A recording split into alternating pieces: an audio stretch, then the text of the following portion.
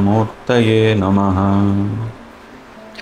अज्ञानतिमिरान्धस्य ज्ञानाञ्जनशलाकया चक्षुरुन्मीलितं येन तस्मै श्रीगुरवे नमः।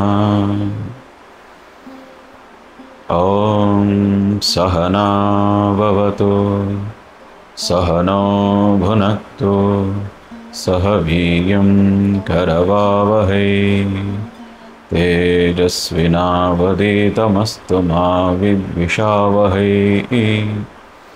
ॐ शान्तिः शान्तिः शान्तिः।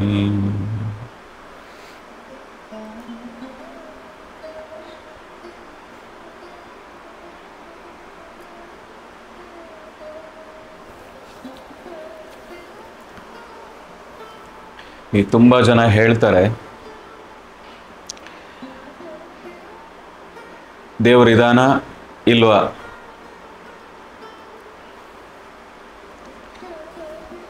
ದೇವರು ಇದಾನೆ ಅನ್ಲಿಕ್ಕೆ ಏನು ಪ್ರೂಫ್ ಅಂತ ತುಂಬ ಜನಕ್ಕೆ ಒಂದು ಪ್ರಶ್ನೆ ಇದ್ದೇ ಇರುತ್ತೆ. ಈ ಪ್ರಶ್ನೆ ಬರೋದು ಯಾರಿಗೆ ಅಂದರೆ ಸಾಮಾನ್ಯವಾಗಿ ಯಾರು ಆಸ್ತಿಕರಿರ್ತಾರೆ ಅವ್ರಿಗೇನೆ. ದೇವರಿಲ್ಲ ಅನ್ನೋರಿಗೆ ಇಲ್ಲ, ಮುಗಿದೋಯ್ತು. ಆದರೆ ದೇವರು ಇದಾನ ಇಲ್ವಾ ಅಂತ ಅವಾಗವಾಗ ಪ್ರಶ್ನೆ ಕಾಡೋದು ಯಾರಿಗೆ ಅಂತ ಹೇಳಿದ್ರೆ, ಯಾರು ಹೆಚ್ಚು ದೇವರನ್ನು ನಂಬ್ತೀವೋ, ಹೆಚ್ಚು ಪೂಜೆ ಪುರಸ್ಕಾರ ಜಪಾದಿಗಳನ್ನು ಯಾರು ಮಾಡ್ತಾರೋ ಅವ್ರಿಗೆ ಮಾತ್ರ ಈ ಪ್ರಶ್ನೆ ಯಾವಾಗ ಕಷ್ಟಗಳು ಜಾಸ್ತಿ ಆಗ್ತದೋ, ಸಮಸ್ಯೆಗಳು ಜಾಸ್ತಿ ಆಗ್ತದೋ, ಎದುರಿಸಲಿಕ್ಕೆ ಸಾಧ್ಯ ಇಲ್ಲದೇ ಇದ್ದಾಗ ನಾನು ಇಷ್ಟೆಲ್ಲ ಮಾಡಿದೆ, ಇಷ್ಟೆಲ್ಲ ಪೂಜೆ ಮಾಡಿದೆ, ಇಷ್ಟೆಲ್ಲ ಜಪ ಮಾಡಿದೆ, ಬ್ರಾಹ್ಮಿ ಮುಹೂರ್ತದಿಂದ ಹಿಡಿದು ರಾತ್ರಿವರೆಗೆ ಎಷ್ಟೆಲ್ಲ ದೇವರನ್ನು ಸ್ಮರಣೆ ಮಾಡಿದ್ದೀನಿ, ಆದರೆ ಇಷ್ಟೊಂದು ಕಷ್ಟ ನನಗೆ ಯಾಕೆ ಬಂತು, ಹಾಗಾಗಿ ದೇವರು ಇದಾನೋ ಇಲ್ವೋ? ನಾಸ್ತಿಕರಿಗೆ ಎರಡು ಪ್ರಶ್ನೆನೇ ಇಲ್ಲ. ದೇವರಿಲ್ಲ ಅಂದರೆ ಇಲ್ಲ, ಕಷ್ಟಪಡ್ತಾ ಇರೋದು ನಾನು, ದುಡಿತಾ ಇರೋದು ನಾನು, ಬಂದರೆ ನನಗೆ, ಬರದೇ ಇದ್ದರೆ ನನಗೆ. ಕಷ್ಟ ನಷ್ಟ ಎಲ್ಲ ನಂದೇ, ನನ್ನ ಶ್ರಮದಿಂದ ನಾನು ಬದುಕ್ತಾ ಇದ್ದೀನಿ. ಪ್ರಶ್ನೆ ಬರೋದು ಎಲ್ಲೂ ಯಾವಾಗಲೂ ನಂಬಿಕೆಯಲ್ಲಿ ಅಳ್ಳಾಡೋದು ಯಾವಾಗ ಅಂದರೆ ಯಾರು ದೇವ್ರು ನಂಬ್ತಾರೋ ಅವ್ರಿಗೆ ಮಾತ್ರ. ಆದರೆ ಒಂದು ಗೊತ್ತಿರಲಿ, ನಾನು ಹಿಂದೆ ಸಾಕಷ್ಟು ಸರಿ ಹೇಳಿದ್ದೀನಿ, 10 ವರ್ಷದಿಂದ 20 ವರ್ಷದಿಂದ 30 ವರ್ಷದಿಂದ ಸಾಧನೆ ಮಾಡಿ ಯಾವ ಅನುಭವವೂ ಆಗದೆ ಆ ಚೈತನ್ಯದ ಒಂದು ಎನರ್ಜಿ ಇದೆ. ಎಲ್ಲರೂ ಹೇಳ್ತಾರೆ, ತುಂಬ ಜನ ಒಂದು ಎನರ್ಜಿ ಅನ್ನೋದಿದೆ, ದೇವರು ಇದಾನೋ ಇಲ್ವೋ, ಆದರೆ ಎನರ್ಜಿ ಅನ್ನೋದು ಒಂದಿದೆ. ಇಲ್ಲಾಂದರೆ ನಾವು ಇಷ್ಟು ಬೆಳೀತಾನೇ ಇರಲಿಲ್ಲ. ಹಾಗಂಥೇಳಿ ಯಾರ್ಯಾರು ಎತ್ತರದ ಸ್ಥಾನಕ್ಕೆ ಬೆಳೆದಿದ್ದಾರೋ, ಯಾರ್ಯಾರು ಸ್ಟಾರ್ಗಳಾಗಿದ್ದಾರೋ ಅವರೆಲ್ಲರೂ ಹೇಳುವಂಥದ್ದು ಯಾವುದೋ ಒಂದು ಶಕ್ತಿ ಅಂತೂ ಇದೆ. ಆದರೆ ಈ ಶಕ್ತಿಯ ಅನುಭವ ಬರಬೇಕು ಅಂತ ತುಂಬ ಜನ ಗುರುಕುಲಗಳಲ್ಲಿ ಸೇವೆ ಮಾಡಿ, ಗುರುಗಳನ್ನು ಸೇವೆ ಮಾಡ್ತಾ ಒಂದು ಹಂತ ಆದಮೇಲೆ ನಮ್ಮ ಶಾಸ್ತ್ರಗಳಲ್ಲೇ ಹೇಳ್ತಾರೆ, ನಮ್ಮ ಪೂರ್ವಿಕರೇ ಹೇಳ್ತಾ ಇದ್ರು, ಫಸ್ಟ್ ಗುರುಗಳ ಹತ್ರಕ್ಕೆ ಹೋಗಬೇಕು, ಗುರುಗಳ ಸೇವೆ ಮಾಡಬೇಕು, ಸೇವೆ ಮಾಡಿ ಅವ್ರು ಪ್ರಸನ್ನ ಆಗಬೇಕು, ಖುಷಿ ಆಗಬೇಕು. ಅವರೇ ಕೇಳ್ತಾರೆ ಏನು ಬೇಕು ನಿನಗೆ ಅಂತ. ಇಲ್ಲದೇ ಇದ್ದರೆ ನೀನೇ ಕೇಳು, ಗುರುಗಳೇ ಈ ಥರದ್ದೊಂದು ಪ್ರಶ್ನೆ ಇದೆ, ನನಗೆ ದಾರಿ ತೋರಿಸಿ, ಮಾರ್ಗದರ್ಶನ ಮಾಡಿ ಅಂತ ವಿನಯದಿಂದ ಕೇಳಬೇಕು. ಹಾಗೆ ನಮ್ಮ ಶಾಸ್ತ್ರಗಳಲ್ಲಿ ಉಪನಿಷತ್ತುಗಳಲ್ಲಿ ಮಾತುಗಳು ಬರ್ತವೆ. ಆದರೆ ಈಗ ಕಾಲ ಬದಲಾಗಿರೋದ್ರಿಂದ ಅಷ್ಟೆಲ್ಲ ಅವಶ್ಯಕತೆ ಇಲ್ಲ, ಗುರುಕುಲಗಳಿಗೆ ಹೋಗೋ ಅವಶ್ಯಕತೆಯೂ ಇಲ್ಲ.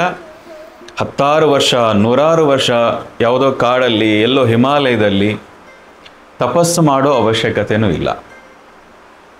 ಆದರೆ ಮಾಡ್ತಾ ಇರೋರ ಸಂಖ್ಯೆ ದೊಡ್ಡದೇ ಇದೆ ಈಗಲೂ ಕೂಡ. ನಮ್ಮ ಕಣ್ಣು ಕಾಣಿಸ್ದೇ ಇದ್ದರು ಆ ಥರ ತಪಸ್ಸು ಮಾಡ್ತಾ ಇರೋರು, ಮನೆಗಳಲ್ಲೇ ಕೂತು ನಿತ್ಯ 10 ಗಂಟೆಗಳು ಧ್ಯಾನ ಮಾಡ್ತಾ ಇರೋರು, ಜಪ ಮಾಡ್ತಾ ಇರೋರು ಇದ್ದಾರೆ. ಆದರೆ ಅದೇನೂ ಇಲ್ಲದೆ 3 ತಿಂಗಳು 4 ತಿಂಗಳಲ್ಲಿ, ಒಂದೇ ತಿಂಗಳಲ್ಲಿ, ಕೆಲವು ಸರಿ ಒಂದೇ ವಾರದಲ್ಲಿ ಅದೊಂದು ಚೈತನ್ಯ, ಒಂದು ಎನರ್ಜಿ ಅನ್ನೋದಂತೂ ಇದೆ ಅಂತ ಒಂದು ಭರವಸೆ ಸಾಮಾನ್ಯವಾಗಿ ಯಾರು ಶಕ್ತಿ ಕ್ರಿಯಾದಲ್ಲಿ ಬರ್ತಾರೋ, ಈ ಶಕ್ತಿ ಕ್ರಿಯಾ ಸಾಧನ ಶುರು ಮಾಡ್ತಾರೋ ಅವರಿಗೆ ಇಲ್ಲ, ಒಂದು ಶಕ್ತಿ ಇದೆ, ಇದನ್ನು ಮುಂದುವರಿಸಿದ್ರೆ ಖಂಡಿತ ನನಗೇನೋ ದೊಡ್ಡದಂತ ಖಂಡಿತ ಸಿಗೋದು ಸಾಧ್ಯತೆ ಇದೆ ಅನ್ನುವಂಥ ಭರವಸೆ, ನಂಬಿಕೆ ಶೇಕಡ ನಾನು ಇದುವರೆಗೆ ನೋಡಿದ ಹಾಗೆ 90ಕ್ಕಿಂತ ಹೆಚ್ಚು ಶೇಕಡವಾರು 90ಕ್ಕಿಂತ ಹೆಚ್ಚು ಜನರಲ್ಲಿ ಆ ಭಾವನೆಯಂತೂ ಕೇಳಿದ್ವಿ.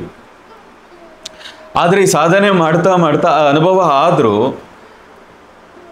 ಇತ್ತೀಚೆಗೆ ವೀಣಾ ಕೂಡ ಹೇಳ್ತಾ ಇದ್ರು, ಕೃತಿ ಕೂಡ, ಕೆಲವರು ಅವರ ಅನುಭವ ಹೇಳಬೇಕಾದ್ರೆ ನಾನು ಹೀಗೆ ಮಾಡಿದೆ, ಹೀಗೆ ಒಳ್ಳೇದಾಯಿತು, ಇದನ್ನು ನಾನು ಮುಂದುವರಿಸ್ಬೋದಾ, ಇದೇ ಥರ ಮುಂದುವರಿಸಬಹುದಾ ಅಂತ. ಆದರೆ ನಾವು ಸಾಮಾನ್ಯವಾಗಿ ಪವಾಡದಕ್ಕೆ ಅಥವಾ ಈ ಥರದಕ್ಕೆ ಹೆಚ್ಚು ನಾವು ಗಮನವನ್ನು, ಮೌಲ್ಯವನ್ನೇ ನಾವು ಕೊಟ್ಟಿಲ್ಲ. ಅದು ನಮ್ಮ ಸನಾತನ ಪರಂಪರೆಯಲ್ಲೂ ಇದೆ. ನಾವು ಕೂಡ ವೈಯಕ್ತಿಕವಾಗಿ ಆ ಪವಾಡ ಅಥವಾ ಮತ್ತೊಂದರ ಕಡೆಗೆ ಹೆಚ್ಚು ಗಮನ ಕೊಟ್ಟಿಲ್ಲ. ಯಾಕೆ ಅಂದರೆ ಅದರ ಕಡೆ ಹೆಚ್ಚು ಗಮನ ಕೊಟ್ಟರೆ, ಅಥವಾ ಬೇರೆಯವರಿಗೆ ಗುಣಪಡಿಸೋದು, ಬೇರೆಯವರಿಗೆ ಉತ್ತಮ ಮಾಡೋದ್ರ ಕಡೆ ಗಮನ ಕೊಟ್ಟರೆ, ನಮ್ಮ ಮೂಲ ಉದ್ದೇಶ ಏನು, ಮನುಷ್ಯನಾಗಿ ನಾವೇನು ಸಾಧನೆ ಮಾಡಬೇಕಾಗಿದೆ ಅದರಿಂದ ವಿಚಲಿತರಾಗ್ಬಿಡ್ತೀವಿ ನಾವು.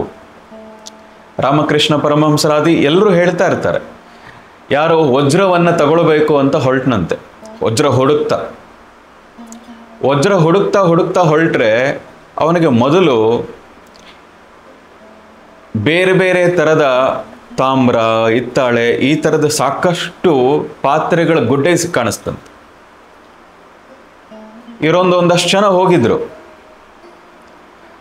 ಆ ಪಾತ್ರೆಗಳು ಕಾಣಿಸ್ತಲ್ಲ, ಅಯ್ಯೋ ಮುಂದಕ್ಕೆ ಇನ್ನೇನು ಸಿಗ್ತದೋ ಇಲ್ಲೋ ಗೊತ್ತಿಲ್ಲ, ಇದನ್ನು ತಂದ್ಬಿಡೋದು ಫಸ್ಟು ಅಂತ ಹೇಳಿ ಆ ತಾಮ್ರ, ಹಿತ್ತಾಳೆ ಏನೇನು ಪಾತ್ರೆಗಳು ಗುಡ್ಡೆ ಹಾಕಿದ್ರು ಅದರಲ್ಲಿ ಒಂದಷ್ಟು ಎಷ್ಟು ಶಕ್ತಿ ಇತ್ತೋ ಅಷ್ಟನ್ನು ತುಂಬಿಕೊಂಡು ವಾಪಸ್ ಹೋದ್ರು. ಇನ್ನೊಂದಷ್ಟು ಸಾಧಕರು ಇಲ್ಲ ನನಗೆ ವಜ್ರನೇ ಬೇಕು ಅಂತ ಹೊರಟರು.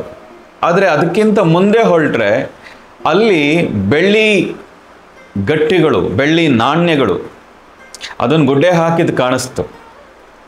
ಒಂದಷ್ಟು ಜನಕ್ಕೆ ಆಸೆ ಆಯಿತು, ಅಲ್ಲಿ ತಾಮ್ರದ್ದು, ಹಿತ್ತಾಳೆದು ಪಾತ್ರೆಗಳನ್ನು ಬಿಟ್ಟು ಬಂದ್ಬಿಟ್ಟು ಇಲ್ಲಿ ಬೆಳ್ಳಿ ನಾಣ್ಯಗಳು, ಗಟ್ಟಿಗಳು ಕಾಣಿಸ್ತಾ ಇದೆ, ಮುಂದಕ್ಕೆ ಹೋದ್ರೆ ಇನ್ನೆಷ್ಟು ಕಷ್ಟ ಇದೆಯೋ, ಅದರಿಂದ ವಾಪಸ್ ಬರ್ತೀವೋ ಇಲ್ವೋ, ಸಿಕ್ಕದಷ್ಟನ್ನ ಇದನ್ನೇ ತಗೊಂಡು ಹೋಗ್ಬಿಡೋದ ಅಂತ ಬೆಳ್ಳಿದನ್ನೆಲ್ಲ, ನಾಣ್ಯ ಗಟ್ಟಿಗಳು ಏನೇನಿತ್ತು ಅದನ್ನೆಲ್ಲ ಅವರು ಒಂದಷ್ಟು ಜನ ಅವ್ರ ಶಕ್ತಿ ಇದ್ದಷ್ಟು ತಗೊಂಡು ಹೋದರು. ಆದರೆ ಇನ್ನು ಕೆಲವ್ರಿಗೆ ಅನ್ನಿಸ್ತು, ಇಲ್ಲ ನಾನು ಬಂದಿರೋದು ಬೆಳ್ಳಿಗಲ್ಲ, ಹಿತ್ತಾಳೆ ತಾಮ್ರಕ್ಕಲ್ಲ, ನಾನು ಬಂದಿರೋದು ವಜ್ರಕ್ಕೆ. ಒಂದಷ್ಟು ಜನ ಇನ್ನೂ ಮುಂದಕ್ಕೆ ಹೊರಟ್ರು. ಹಾಗೆ ಅಲ್ಲಿ ನೋಡಿದ್ರೆ ಚಿನ್ನ, ಒಡವೆಗಳು, ನಾಣ್ಯಗಳು ಗುಡ್ಡೆ ಹಾಕಿದೆ. ಅದನ್ನು ನೋಡಿದಾಗ ಬೆಳ್ಳಿ ಬಿಟ್ಟೆವು, ಆದರೆ ಚಿನ್ನ ಬಿಡೋದು ಹೇಗೆ? ಚಿನ್ನ ಎಷ್ಟು ಸಾಧ್ಯ ಅಷ್ಟು ಎಲ್ಲರೂ ತುಂಬಿಕೊಂಡ್ರು. ಚಿನ್ನ ಎಷ್ಟು ಶಕ್ತಿ ಇದೆ ಅದನ್ನು ತುಂಬಿಕೊಂಡು ಜೀವನದಲ್ಲಿ ಆರಾಮವಾಗಿರ್ಬೋದು, ಯಾವ ಕಷ್ಟನೂ ಇಲ್ಲ, ಯಾವ ದುಃಖನೂ ಇಲ್ಲ ಅಂಥೇಳಿ ವಾಪಸ್ ಹೊರಟ್ರು. ಆದರೆ ಒಬ್ಬ ಮಾತ್ರ ಇಲ್ಲ, ನಾನು ಬಂದಿರೋ ಚಿನ್ನಕ್ಕೂ ಅಲ್ಲ, ಅದನ್ನು ಮೀರಿ ಮತ್ತೆ ಮುಂದಕ್ಕೆ ಹೊರಟ. ಅಷ್ಟೂ ಜನರಲ್ಲಿ ವಜ್ರ ಬೇಕೇ ಬೇಕು ಅಂತ ಯಾರು ಹೊರಟಿದ್ರೋ ಅಷ್ಟೂ ಜನರಲ್ಲಿ ಕೊನೆಗೆ ವಜ್ರವನ್ನು ಪಡಿಲಿಕ್ಕೆ ಹೋದವನು ಒಬ್ಬನೇ. ಹಾಗಾಗಿ ಭಾರತದಲ್ಲಿ ಕೋಟ್ಯಾಂತರ ಜನ ಇದ್ದರೂ ಕೂಡ, ಇಡೀ ವಿಶ್ವದಲ್ಲಿ ಕೋಟ್ಯಾಂತರ ಜನ ಇದ್ದರೂ ವಜ್ರ ಪಡೆಯೋರು, ಆ ಮೂಲ ಉದ್ದೇಶವನ್ನು ಸಾಧಿಸೋರು ಕೇವಲ 1% ಇಲ್ಲ. ಯಾಕೆ ಅಂದರೆ ಎಲ್ರಿಗೂ ಕೇಳಿಸ್ತಾ ಇದೆಯಾ?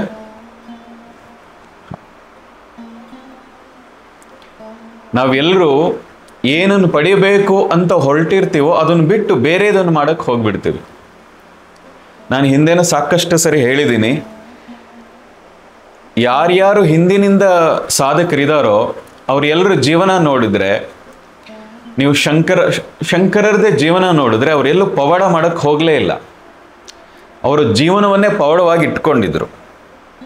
ಕೊನೆಯಲ್ಲಿ ಒಂದೇ ಒಂದು ಘಟನೆ ಬರೋದೇನು ಅಂದರೆ, ಅವರು ಪರಕಾಯ ಪ್ರವೇಶ ಮಾಡಿದ್ರು ಅನ್ನೋದು ಬಿಟ್ಟರೆ, ಅವ್ರು ಹೀಗೆ ಪವಾಡ ಮಾಡಿದ್ರು, ಅವ್ರು ಹೀಗೆ ಗುಣ ಮಾಡಿದ್ರು, ಅವ್ರು ಹೀಗೆ ಏನೇನೋ ಮಾಡಿಬಿಟ್ರು, ಆ ಥರದ್ದೇನು ಬರೋದೇ ಇಲ್ಲ. ಸ್ವಾಮಿ ವಿವೇಕಾನಂದರ ಜೀವನದಲ್ಲೂ ಕೂಡ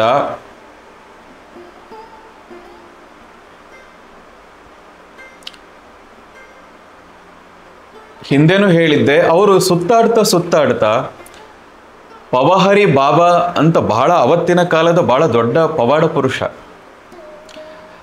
ಅವರ ಆಶ್ರಮದಲ್ಲಿ ತಂಗಿದ್ದಾಗ ಅವರ ಪವಾಡಗಳನ್ನು ಕೇಳಿ ನೋಡಿ ಆಶ್ಚರ್ಯಚಕಿತರಾಗಿ ಗುರು ಅಂದರೆ ಇಂಥ ಗುರು ಸಿಗಬೇಕು, ಪವಾಡವನ್ನು ಮಾಡೋ ಗುರು ಸಿಗಬೇಕು.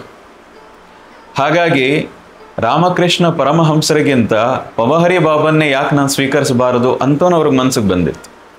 ಆದರೆ ಇಷ್ಟು ವರ್ಷದಲ್ಲಿ ನೋಡಿ, 100-150 ವರ್ಷದಲ್ಲಿ ನೋಡಿ, ಪವಹರಿ ಬಾಬಾ ಅಂತ ಹೆಸರು ಕೇಳದೆ ವಿವೇಕಾನಂದರ ಮೂಲಕ ರಾಮಕೃಷ್ಣ ಜೀವನ ನೋಡಿದ್ರೆ, ವಿವೇಕಾನಂದರ ಜೀವನ ನೋಡಿದ್ರೆ ಮಾತ್ರ ಒಬ್ಬ ಪವಾಡ ಪುರುಷ ಆ ಥರ ಇದ್ರಂತೆ ಅಂತ ಗೊತ್ತಾಗ್ತದೆ. ಬಿಟ್ಟರೆ ಪ್ರತ್ಯೇಕವಾಗಿ ಅವರನ್ನೇ ನಾವು ಪವಹರಿ ಬಾಬಾ ಅನ್ನುವಂಥ ವ್ಯಕ್ತಿನೇ ನಾವು ಹುಡುಕಕ್ಕೆ ಹೋಗೋದೇ ಇಲ್ಲ.